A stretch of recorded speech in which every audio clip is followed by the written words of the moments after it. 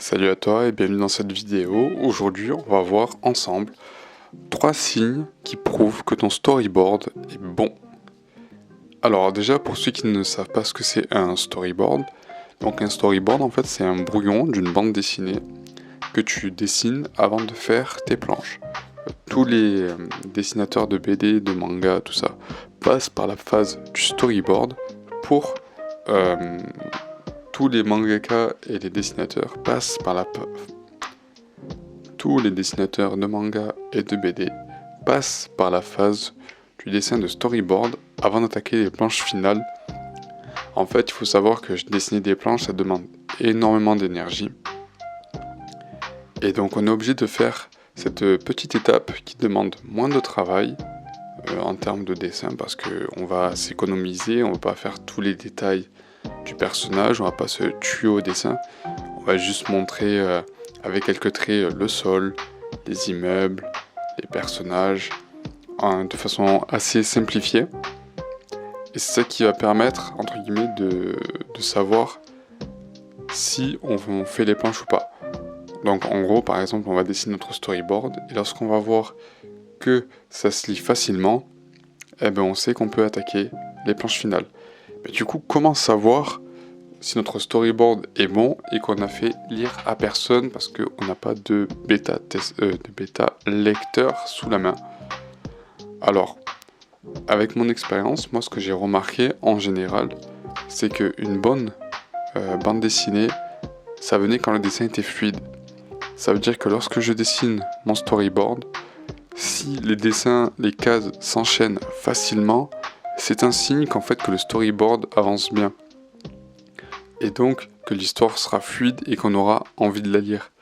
Parce que si des fois tu bloques, tu réfléchis et tu as du mal à enchaîner les cases, même si tu as écrit, tu n'as pas les plans qui te viennent ou quoi, ben, ça peut être un signe en fait que finalement la BD que tu es en train de dessiner, ben, elle n'est pas faite pour toi. Peut-être que tu as trop suivi d'inspiration d'autres auteurs, de d'autres œuvres.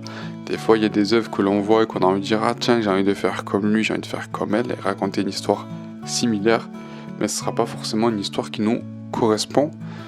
Par exemple, moi j'ai fait une BD avec des personnages, c'était des rats, et c'était inspiré de la bande à Picsou, parce que j'adore Picsou.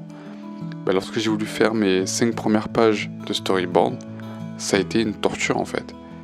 Et une fois que je l'avais fini, ben, en fait ça ressemblait pas du tout à ce que j'avais envie que ça ressemble, c'était pas fun, c'était pas terrible, j'avais du mal à gérer les relations entre les personnages.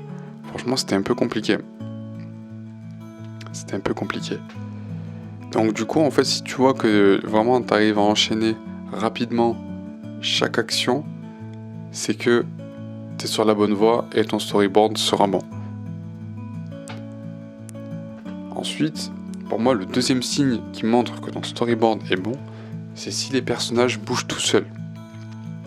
Alors dit comme ça, c'est un peu bizarre, je parle pas de prendre des substances pour voir les personnages qui bougent, mais si par exemple dans ta tête, t'arrives à imaginer facilement tes personnages en train de vivre, de réagir, d'avoir des réactions par rapport à ce qu'ils sont en train de vivre dans l'histoire que tu dessines, en général c'est plutôt bon signe. J'ai eu un moment où je dessinais une page d'un storyboard, et en fait donc j'enchaîne et il y a un personnage qui fait une remarque à un autre, et d'un coup t'as l'autre qui s'énerve et ça part en dispute. Et en fait les dialogues me sont venus tellement naturellement, les pauses idem, qu'en fait tu sais que c'est bon quoi, que ça va être fluide, et tu sens que le lecteur il va accrocher à la BD. Parce que le personnage, il est là dans ta tête, tu sais quelle action il va faire, tu sais comment l'autre va réagir de façon naturelle par rapport à son caractère. Ça aussi c'est très important de savoir déterminer le caractère de son personnage et ainsi que sa personnalité. Mais ça on le verra pour une prochaine vidéo. Et ensuite, le troisième signe qui montre que ton storyboard est bien, est bon plutôt, parce que est bien en fait ça veut rien dire, c'est que ton trait est lisible et facile à lire. Si déjà ton storyboard quand on le lit c'est un brouillon, on a envie de lire et de savoir la suite, on sait déjà que les planches seront bonnes et que le lecteur aura envie de suivre la suite de l'histoire.